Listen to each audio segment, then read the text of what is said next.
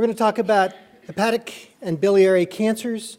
I want to give you back to my global perspective on things that I've sort of embracing lately. So right now, this is liver cancer. HCC is a disease that we should think of as preventable, and I'm going to show you some of the rationale for that.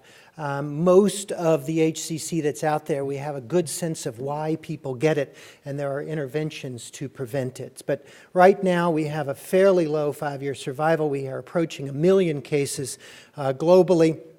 And Western is different, women different than men, and as you can see, the mortality of this disease is rising.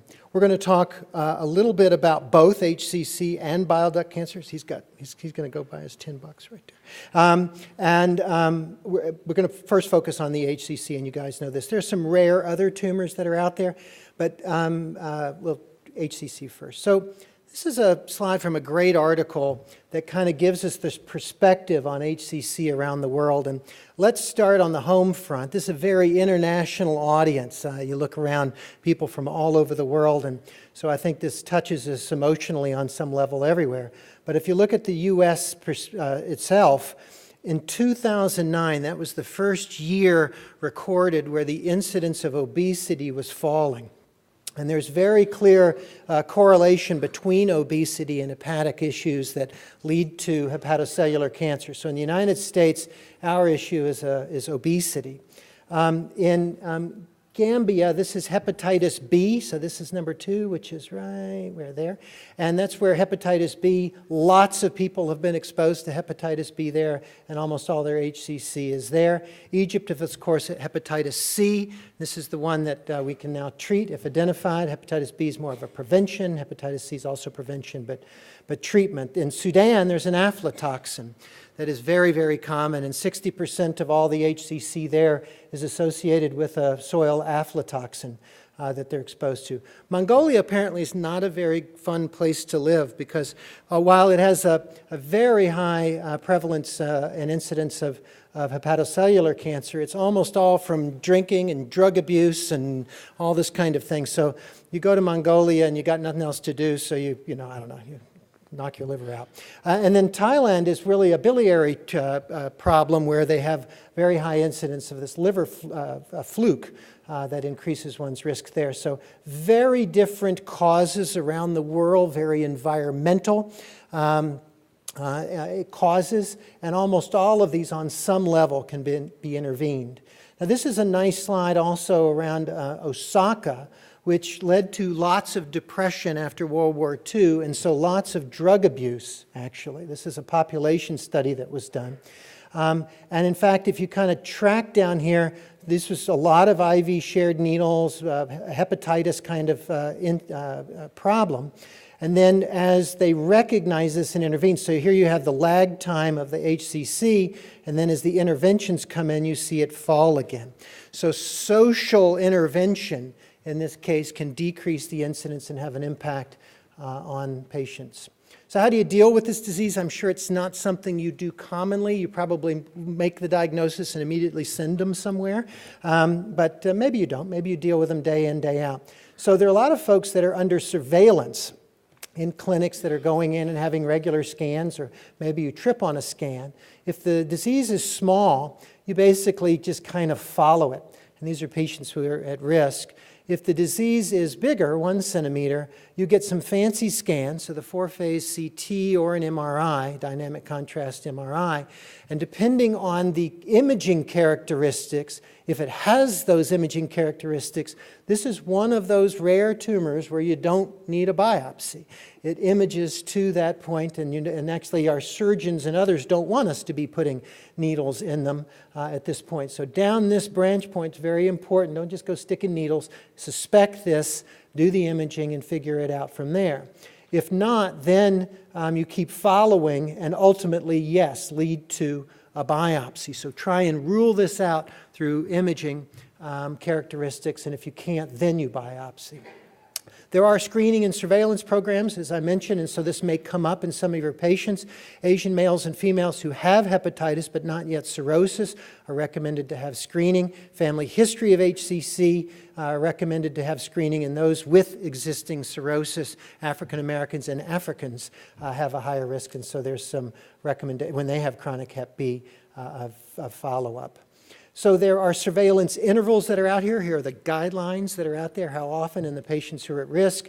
And so it's either AFP and ultrasound or just ultrasound every 6 to 12 months, depending on whose Bible you read.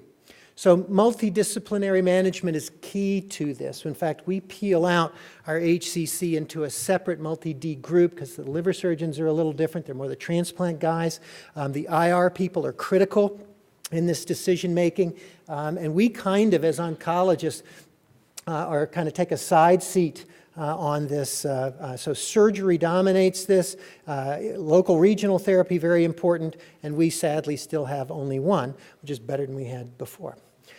So just the basic outline of how you manage this, because we don't do this all that often, so just as a good reminder. So the very early stage lesions, you resect these, and they have good outcomes if you can identify and do that, but they need to have normal liver function going in. Little larger nodules do have surgical options, but that's transplant. This is the group that you're putting on lists and managing and hoping for a liver to appear. And sort of in this same category, there are those that have comorbid diseases that you don't think will be a transplant candidate, but you're also using these liver-directed therapies to kind of bridge to transplant. So this down here is that patient that you're still shooting for curative therapy with a transplant, or those that have comorbidities and not. The others are not really curable, and so you manage them with intrahepatic therapy or more advanced disease with systemic therapy, and those that have poor performance status, high Child's class, those are patients who are just symptomatic with very symptomatic care with very short survival. So does surgical resection work? Just to refresh your memory, so if somebody asks you how well this works, here's some surgical data from resection, and you can see these are not miserable numbers. Now, the higher that you get in terms of disease burden, obviously the lower these, the higher the recurrence and the lower the 5-year survival, but there's not a bad outcome. I mean, relative to other GI cancers, this is pretty good if detected early and intervened on. Transplant, the same thing. If you can live through the first year of your transplant, if you're a candidate and you live through the first year, your odds are pretty good of getting out of this. And the first year is mostly around comorbidity or consequences of the surgery itself, and not so much recurrence. So some of these numbers are pretty good in these series that have been published. And so because of that, just as our liver surgeons have gotten bolder in colorectal cancer, they too are getting bolder in who undergoes liver transplantation. And so these are getting a little bit of wiggle room in the Milan criteria.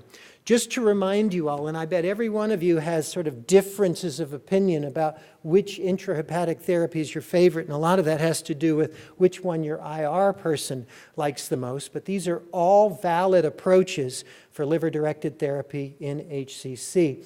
The intrahepatic alcohol injections, ethanol injections, and radiofrequency ablations, you can see the published data here, where you get pretty decent 1 and 2 year survival rates.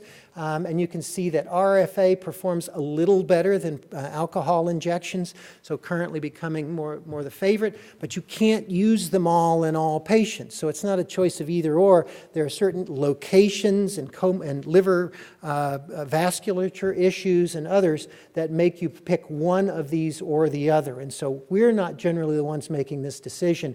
Our IR people are. Y90, of course, is good for everything. I have an injection every couple of weeks myself. It gives me a certain glow. You know, my liver's in so much trouble, Y90 is going to not even bother it. So you can see that these approaches do have some response rate. So there are published literature of Y90 injections for HCC with some low levels of response and some decent survivals. And these are patients with more extensive disease where you're not going to ablate or inject, but more regional infusion of therapy. And the same is with TACE. So TACE is really one of the standards of embolization with some chemo usually, but Y90 and other approaches are coming in on that as well. So similar kinds of activity. The only drug I've got to talk to you about is one you know well, the SHARP trial. It's the only positive study we've had in a long time, and I don't have another one to show you. So we'll quickly go through this with the Asian results being a little different than the North American results. You can see the toxicity profile. I suspect everyone in the room has prescribed this drug at sorafenib at one point or another for various diseases, so you know it well. It's reasonably well tolerated. It does have an improved outcome in patients with HCC.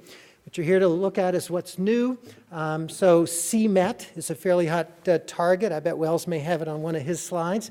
The HGF related family here. And this is a phase 2 study, placebo control, that's been published in Lancet Oncology with this time to progression. So this was disheartening. But when you looked at the breakout of patients with high MET expression, you then saw a signal. So this could be, in fact, a subset of HCC where this drug may work better. And so some prospective studies are being done in Cmet high patients. And there's the OS. But remember, look at these numbers. These are small numbers in a subset in a phase 2 randomized study, but an interesting signal that's worthy of following up for more. So Cmet was also prognostic. So having high Cmet was bad and low Cmet is good. So in a way, that's further evidence that this targeting may be useful for patients with HCC. And there are a bunch of studies that are going on. I will also say that the checkpoint inhibitors are being tested here, and there's hope that they'll have some play in HCC. All right? So we're stuck with sorafenib. Now let's go to gallbladder and bile duct. Now, if you're like me, this is increasing. So my cancers of unknown primary are falling, and my intrahepatic cholangiomas and gallbladder tumors and things are rising. So I think this is a large section of what we used to call unknown primary. But there are a bunch of different tumors. In fact, molecular profiling's been done comparing bile duct to gallbladder to intrahepatic and realizing that they have different sort of profiles. So we're going to sort this disease even further, even though at the moment we are lumping them into bile duct tumors. Most of the clinical trials allow all of these tumors in. And the only study we've got really to show, which set a standard where none had existed before, it took basically, well, GEM works for panc, it must work for gallbladder and bile duct, so that's what we used a lot of. And this was GEM-CIS versus GEM. It's a very easy regimen to give. It's a very well tolerated, it's low dose of platinum. It's hard to get that third weekend sometimes, but because of myelosuppression, but otherwise it's pretty well tolerated for patients. And you can see the splay of tumors that were involved in this. And you can see an improvement in OS, an equal toxicity, so PFS and OS improvement with the GEM-CIS approach. And so this has sort of immediately become the new standard. But as you know, I'm a 5FU fan. FU, never. So for metastatic disease, certainly chemotherapy is a standard. We have level 1 evidence for GEM-CIS as a combination.